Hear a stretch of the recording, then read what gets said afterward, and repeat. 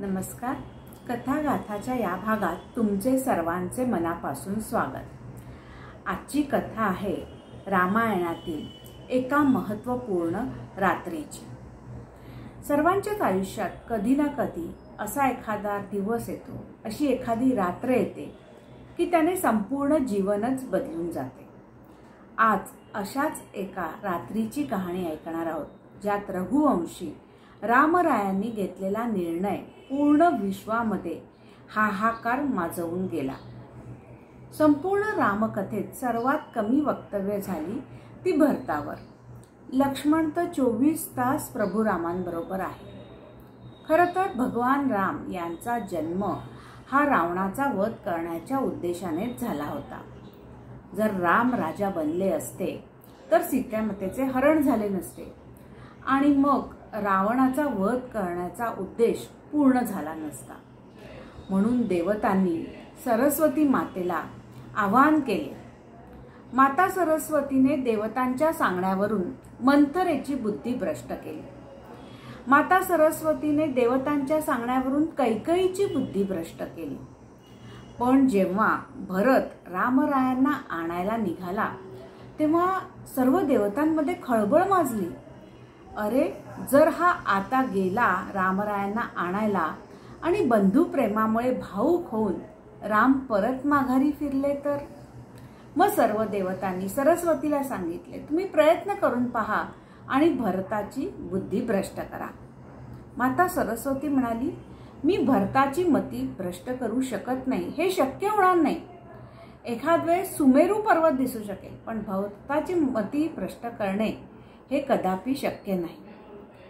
भरत रामरायांचा शोध घेण्यासाठी पुऱ्या खानदाला घेऊन बाहेर पडले होते.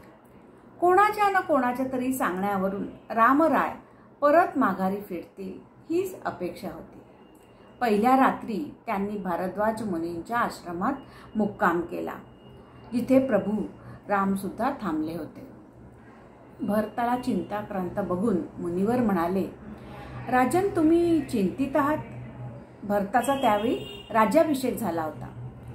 भरत म्हणाला, मुनिवर, आमच्या मातेने आमच्यासाठी जे वरदान पिताश्रींकडनं मागून घेतले आहे आमच्याबद्दल, त्यामुळे प्रभू रामांच्या मनात काय भावना असतील ते आम्हाला माफ करतील का? खरं तर भरताची यामध्ये काहीच चूक नाहीये. तेव्हा भारद्वाज मुनी म्हणाले, राजन, तुमच्या भावाचे तुमच्यावर किती प्रेम आहे याची आम्हाला कल्पना नाही.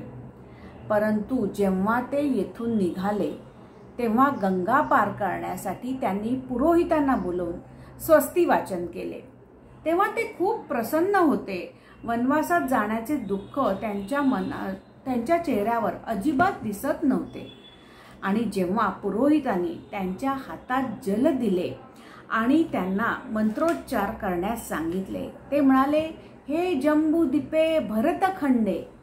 असे म्हटल्या क्षणीच रामरायांच्या हातातून ते जल खाली पडले आणि ते हे भरत नावाचा पुकारा करू लागले. आता इतके हे बंधुप्रेम. राम करुणानिधी आहे. देशाच्या पहिल्या लोकतंत्राचे ते जनक आहेत. पण त्यांनी पण दाखवून दिले की जनता सदैव सत्य नाही तर नीती सत्य आहे.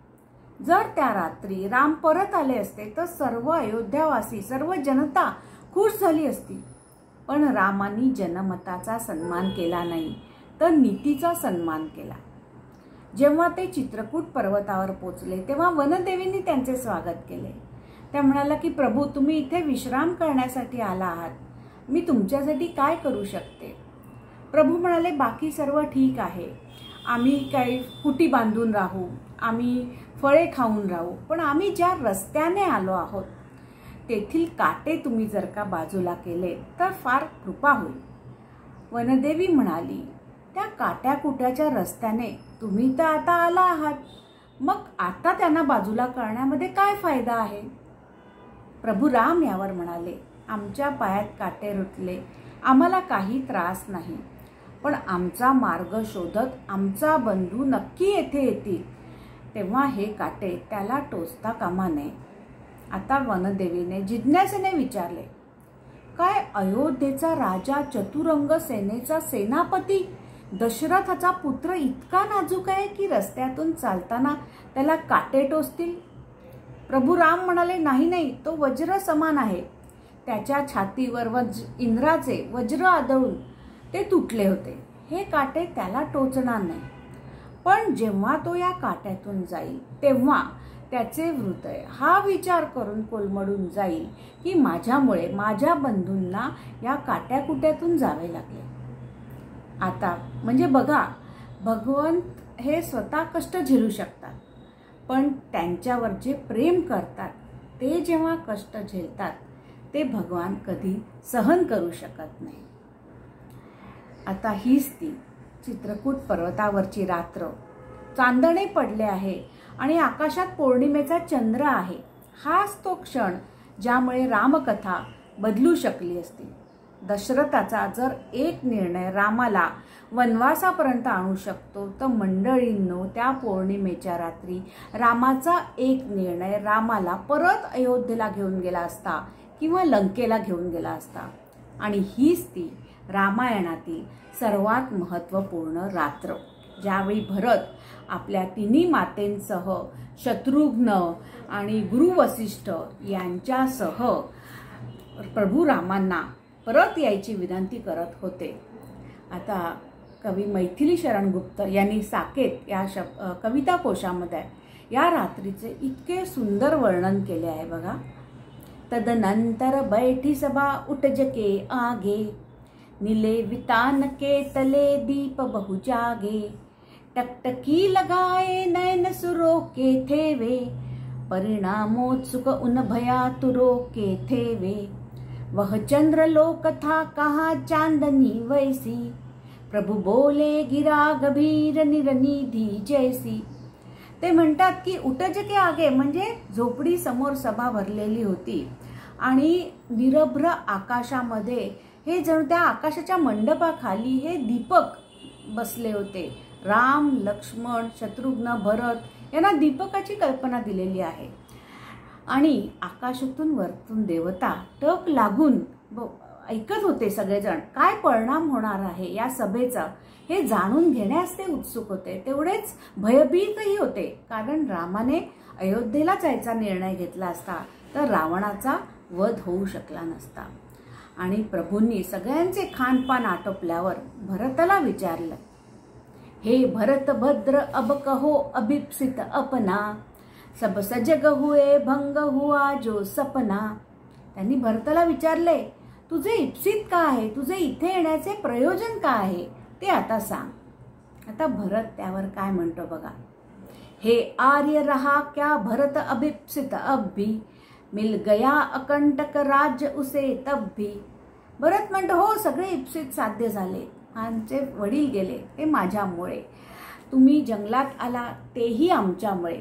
आमची सीता माता जी आभूषणे नेसून असायची ती आज वल्कले नेसून आहे, ते केवळ आमच्यामुळे. अयोध्येचा राजमुकुट तुमच्या डोक्यावर पाहिजे होता, तो आज तुम्ही जटामुठ धारण केलेला आहे. ते म्हणतात, मिल गया अकंटक राज्य उसे जब तब भी, पाया तुमने तरुतले अरण्य बसेरा, रह गया अभिप्सित शेष तदपि क्या मेरा. आता आणखीन काय बाकी आहे. म्हणजे भरताला इतका क्लेश झालेला आहे. भरत हे इतिहासातील एकमेव पात्र आहे ज्याची चूक नाही, पण त्यासाठी त्याने प्रायश्चित घेतलेले आहे. आणि इथूनच रामाच्या लोकतंत्राचा प्रारंभ होतो. ते भरताला लोकतंत्राचा मंत्र या रात्री देतात. कैकेयीला मोठ्या मनाने क्षमा करतात. आता बघा, ज्यावेळी रामाला भेटायला तिन्ही माता आल्या त्यावेळी रामाने प्रथम भेट घेतली ती कैकेयी मातेची. त्यांना माहिती आहे की जर का भरत अयोध्येला परत गेला तर तो मातेचा स्वीकार करणार नाही. शिवाय पूर्ण अयोध्येचा रोष आहे कैकेयीवर. पण कैकेयी देखील आपला अपराध कबूल करते. ती म्हणते, कहते आथे ते यही अभी नर देही, माता न कुमाता पुत्र कुपुत्र भले ही, अब कहे सभी हाय हाय विरुद्ध विधाता, हे पुत्र पुत्र ही माता कुमाता. कैकेयी म्हणते आपला अपराध कबूल करते. ती म्हणते मंथरेच्या सांगण्यावरून माझी मती भ्रष्ट झाली, पण ती दासी आहे. मी पुत्रप्रेमाला बळी पडले आणि आता पुत्र वियोगाचे दुःख माझ्या वाट्याला येत आहे. युग युग में चलती रहे कठोर कहानी, थी रघुकुल में एक अभागन रानी. चिने ना भरत का किंतु मातृपद मुझसे, हे राम दुहाई करू और क्या तुझसे. असा एक क्षण आहे जी आपल्या मुलालाच रामाकडून मागून घेते. ती सांगते, रामा तू सर्वांना सर्व काही देतो, पण आज माझ्या मुलाला माझ्यापासून तोडू नको. मी जंगलात राहीन, मला राणीपद नको, मला तुमचे राज्य नको, फक्त माझ्या मुलाला माझ्याकडे परत दे.